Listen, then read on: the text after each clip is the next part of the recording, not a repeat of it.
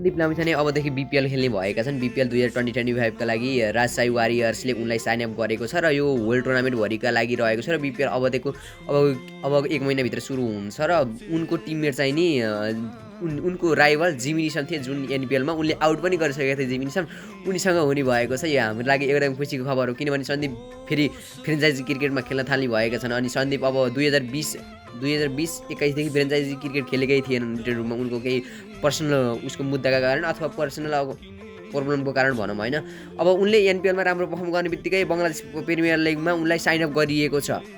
अक्सनमा उनलाई त्यति टाइम दिइएको थिएन, जम्मा 30 सेकेन्डको टाइम दिएको थियो। अनि त्यतिमा उनीहरूले लिन चाहेनन् अथवा के भयो त थाहा भएन। तर पनि अबदेखि राजशाही वारियर्सको 52K फलोवर्स छ फेसबुकमा। राजशाही वारियर्सको नाम याद गर्नुहोस्, राजशाही वारियर्स, जुनमा ब्लू टिक पनि रहेको छ। र त्यो एकाउन्टमा अब 1 लाखको लागि फलोवर्समा जानुपर्ने हुन्छ हामी, किनभने हाम्रो देशको गहनालाई लिएको छ उनीहरूले। अब उनीहरूलाई उनीहरूको पेजमा गएर अथवा त्यो पोस्टमा गएर लाइक, कमेन्ट, सेयर र फलो गर्न नबिर्सिनु होला। सन्दीप लामिछाने नेपालको नेसनल हिरो नै भनेर चिनिन्छ।